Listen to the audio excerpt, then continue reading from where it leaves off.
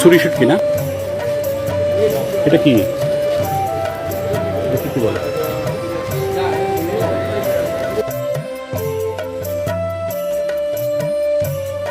পাইম মাছ, এটা সুরমা ইলিশ না?